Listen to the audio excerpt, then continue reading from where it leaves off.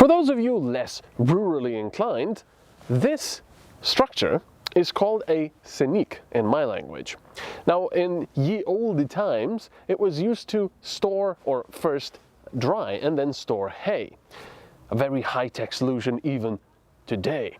But unfortunately, our farmers never really patented this structure, so it was then stolen by the French.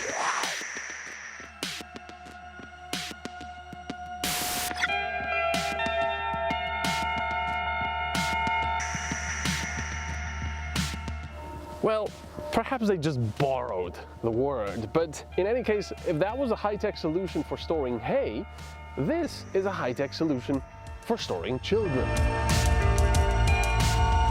I can definitely say the new Scenic does not have bad looks. Actually, all of the new Renaults have rather nice shapes, which often make them the center of attention.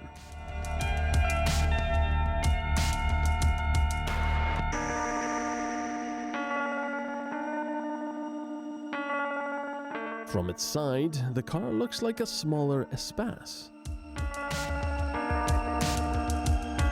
With big 20-inch alloys, which are standard equipment with every Scenic, and interesting shapes, the car is definitely something more special.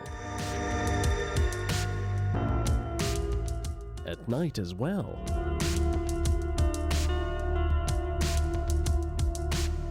Big, narrow tires mean a lower rolling resistance and thus lower consumption.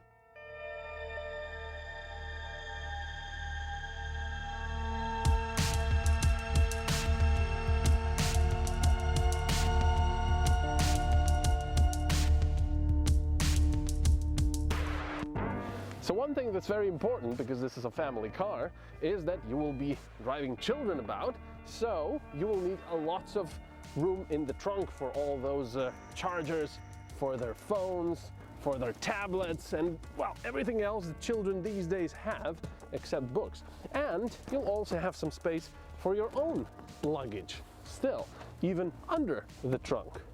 Pretty cool. Put it back now. What? Put it back. Me? Yes, you.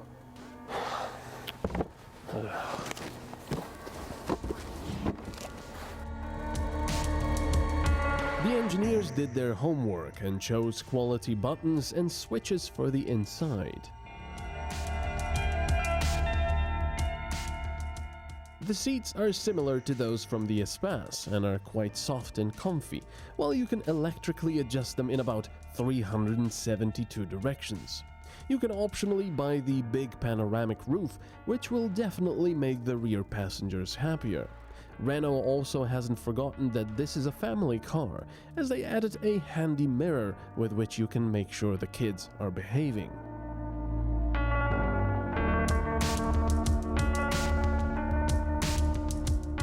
The surfaces are wrapped in pleasant materials, while you can find a few aesthetic and practical details here and there.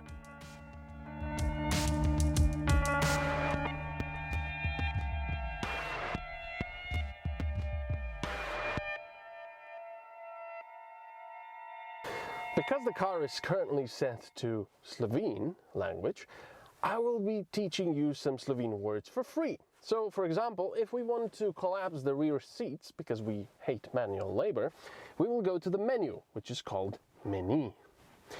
We'll go to the car settings, or it's not a vozilo, it's a vozila. And then we'll go to seats, which are sideži, not sidežai, or whatever you'd call them. And of course, the one-touch collapsing of the seats. It's not zlaganji, it's zlaganje. And then you simply select all and you fold them. Just click yes or da.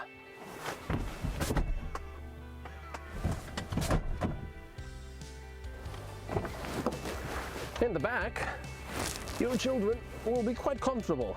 3 very comfortable seats. And down here in the center console, you've got 2 USB plugs, so you can charge your phones and tablets, well, your kids can, and also a big compartment for their adapters. At the back of the front seats, they've got this practical little table for their mobile phones, for their tablets, or perhaps for a drink. I have to mention the lack of space in the back seats though. If you're a grown adult, you'll find it a rather tight squeeze, unless you're as thin as a toothpick.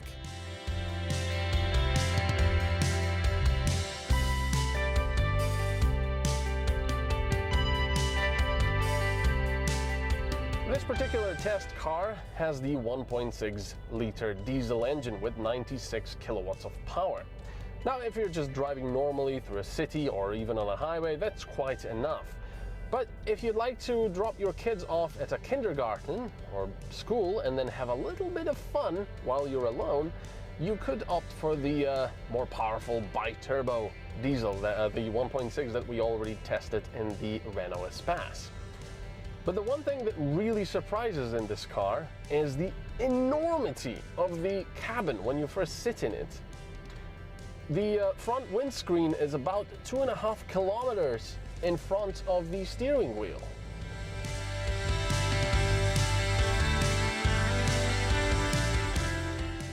The Renault Scenic is pleasant to drive every day.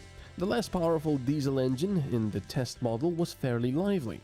The steering wheel comfortable, and the car rode well considering it's a bit tall.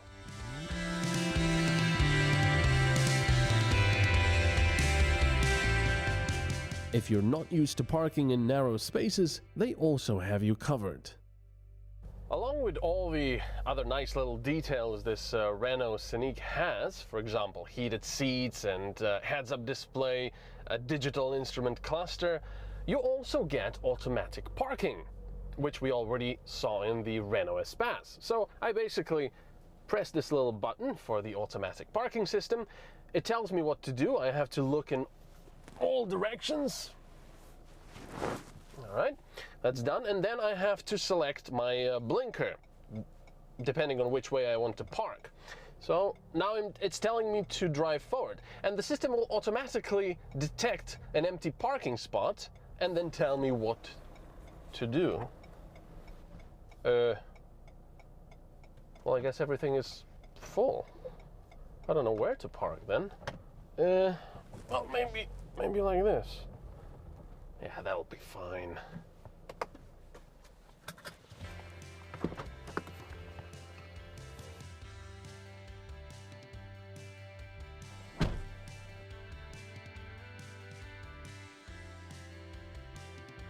Yeah, the technology is here, but you'll have to rely on your own wits when on an empty parking lot.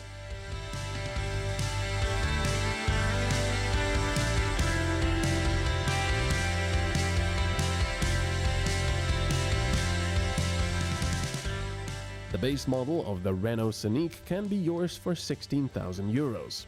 If you'd rather have the most powerful diesel engine with the double-clutched automatic transmission and all of the optional extras, you'll be paying 32,000 euros.